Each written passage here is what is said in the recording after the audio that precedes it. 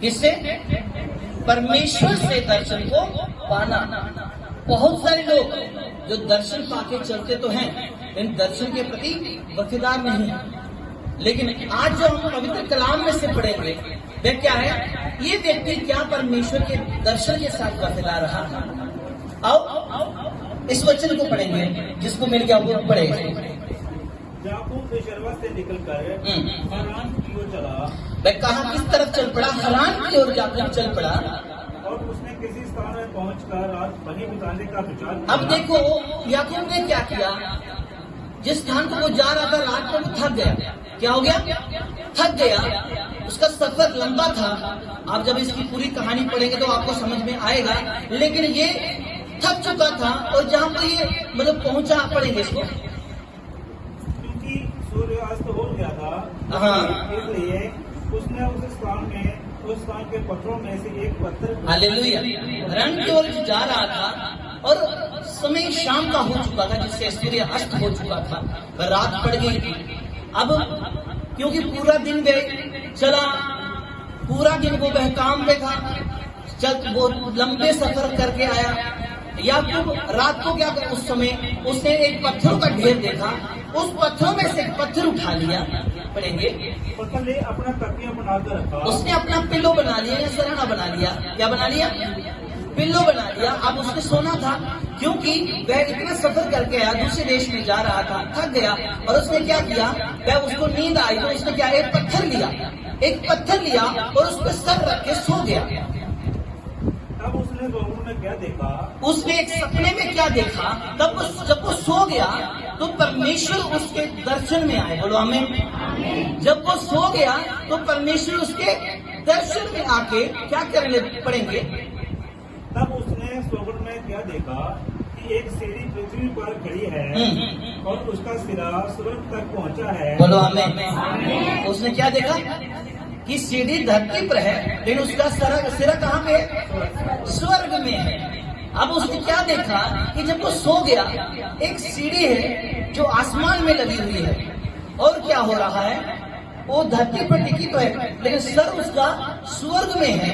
आगे, और परमेश्वर के दूत उस पर से चढ़ते उतरते हैं। आमीन। परमेश्वर उस सीढ़ी से क्या कर रहे हैं? चढ़ रहे हैं, उतर रहे हैं। हालेलुया। और यहोवा उसके ऊपर खड़ा होकर कहता है, मैं यहोवा तेरा दादा अब्राहम का परमेश्वर। उसने कहा, वह सीढ़ी पर आ रहे हैं, जा रहे हैं, उस पर परमेश्वर, वह उस पर कहता है कि तेरे दादा इब्राहिम का परमेश्वर और इजहार का परमेश्वर, जिस भूमि पर तू लेटा है, उसे मैं तुझको और तेरे वंश को दूंगा। तुझे और तेरे वंश को दे दूंगा। जोर से बोलो आमीन। जोर से बोलो आमीन। जोर से बोलो आमीन। तुझे और तेरे वंश को मैं दे दूंगा। हालेलुया। आई समझा आपको इस वचन के बारे में?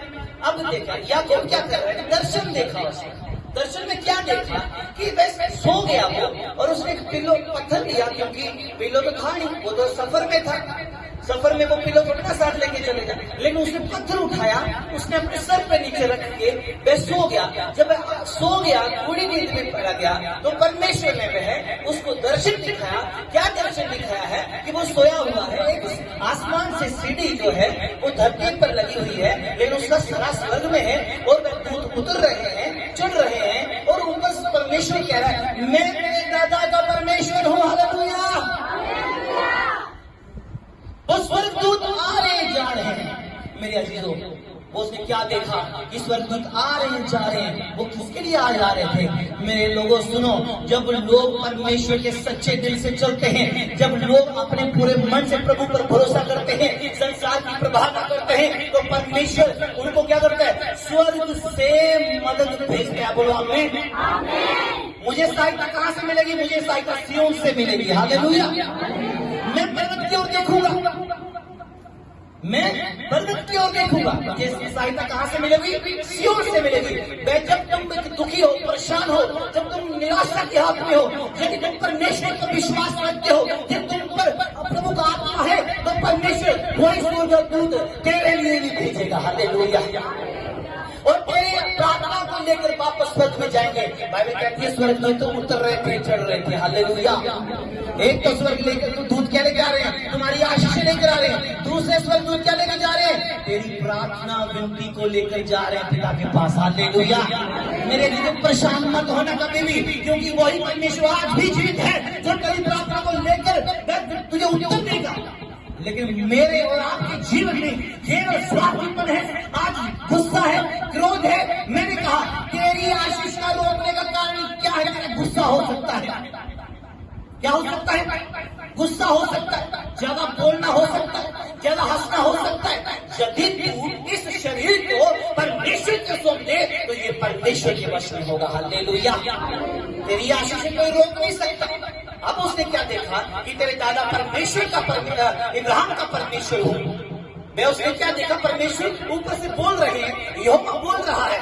मेरे अजीजों सुनो, तुम्हारा परमेश्वर चुप नहीं बैठेगा। हालेलुया। तालीम दो इस मसीह के लिए। तेरा परमेश्वर चुप नहीं बैठेगा। तुझे लोग चुप कराने की कोशिश करेंगे, तेरे पड़ोसी तुम्हें चुप करवाने की कोशिश करेंगे, तेरे लोग तेरे सज्जन समझ तुम्हें चुप करवाने की कोशिश करेंगे। सुनो, तेरा परमेश्वर चुप नहीं रहेगा, तेरी आशीष चुप नहीं रहेगी, तेरा आशीष में होंगे। कोई रोक नहीं सकता, कोई रोक नहीं सकता। रोक सकता है तो केवल आपकी इच्छा, आपके वर्तमान, आपकी एक्टिविटी वह आपकी आशीषों को रोक सकती है।